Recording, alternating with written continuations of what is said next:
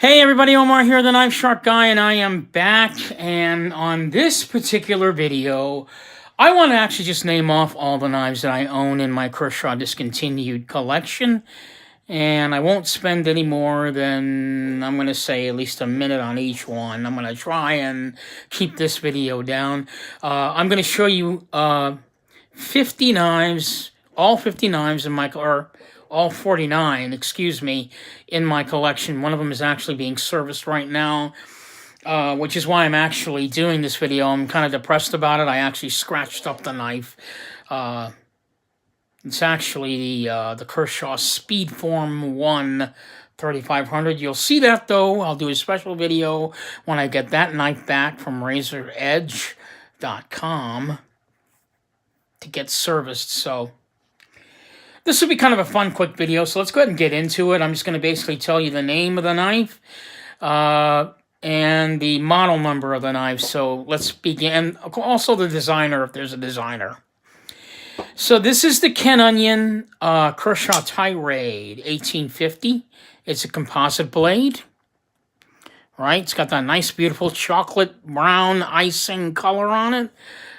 This is definitely one of the sought-after Kershaw collectibles that everybody wants to have. They also released it in orange, G10, and not G10, sorry. Orange G10, and tan G10 as well. But this is the original version of it. It's a spring-assisted piece.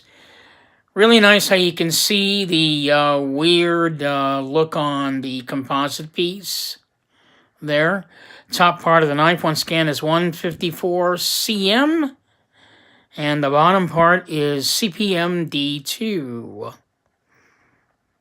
Both these steels are actually interchangeable. They could have easily made this top part D2 and the bottom part 154 cm. It could have been easily done. So there you go, the Kershaw Tirade 1850.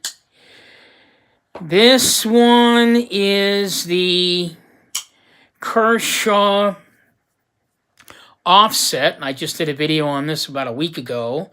I have two of these, as you know. I'm selling the other one. In case you're interested, check it out on eBay. I can't sell it for any lower than $300. Sorry, guys, but that's what I'm doing. So this is a spring-assisted double torsion bar double pumper action piece, meaning there's two torsion bars inside the knife, one on this side and one on that side. And when you eject this knife out of the handle, it's got a hell of a kick, I'll tell you, just because it's got two on either side, made with the Mite technology, which is, as you guys know, it makes this knife very unique.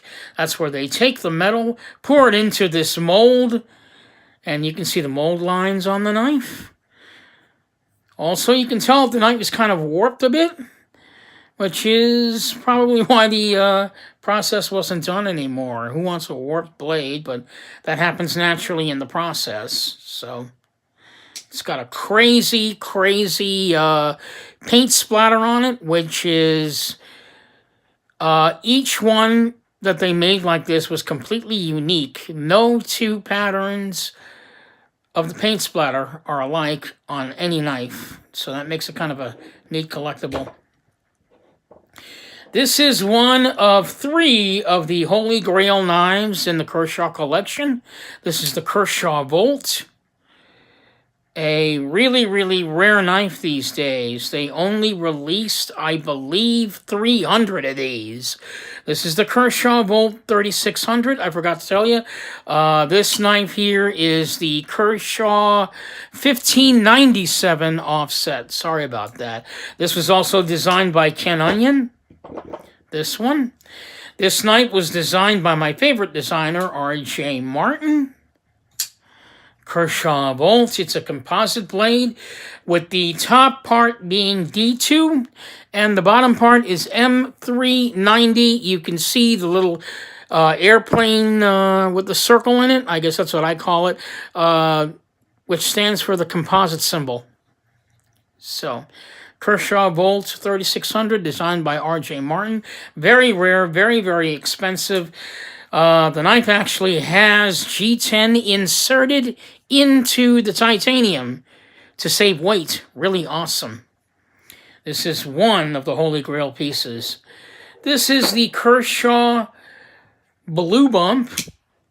Fairly rare knife. Almost probably as close to custom. Both these two knives here are probably as close to custom as you'll ever get.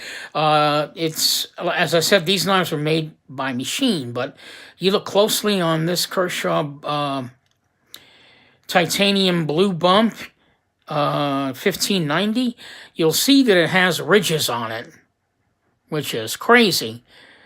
This was made by machine. How the hell did they get those ridges in there? The ridges are there for grip and for texture. Okay. Another knife designed by Ken Onion. You can see his name right there on the blade with a recurve blade it's got. This is a frame lock piece. And this knife is number 2 in the Holy Grail collection. A very rare knife to get a hold of these days, the Kershaw Tilt. If you're going to pick one of these, like I said, the third one is out to be serviced. But if you're going to pick either one of these two, it's going to be a hard call. Unfortunately, I would have to say you'd have to get both of them. But I mean, because they both serve a purpose. What is so fantastic about this knife is the action.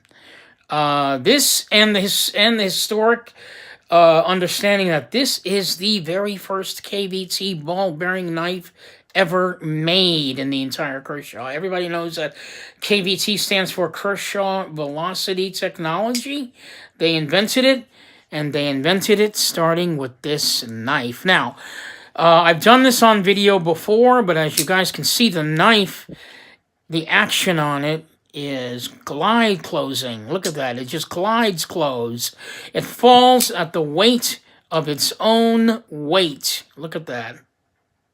And this is a Kershaw knife. A company that makes budget folders made this knife. It's got a carbon fiber slab on it. Check that out. All full titanium. And what's even more cool, I don't know if you can see it. I'm going to try and hold it up into the light here. But if you look closely, I don't know if you can see it at this angle. If you look closely inside there, it says the word tilt. I don't know if you guys can see that or not. But I'm trying to hold it up. So there it is. It says tilt in there. So that's one of the Easter eggs in this knife if you decide to actually get a hold of it. The knife is very, very, very expensive to get a hold of these days, as well as this knife. You know, if you can get a hold of them, great. I got lucky and talked with someone on eBay, and they were interested in disposing of theirs, and they gave me a really great price on it. So, you know, that's what happened. And that will happen to you when you collect. You'll meet people, they've got certain knives you want, or you think you'd never get a hold of them, and next thing you know, they're in your collection. So let's go ahead and move on to the next 5 pieces that I've got, I guess, or 4. Let's go ahead and pull them all out real quick.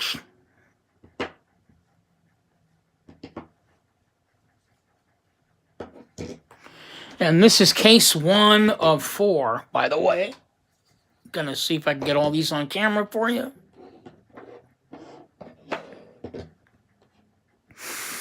Alrighty, so this is the Orange County Choppers Blur. I've got several blurs in this Kershaw collection.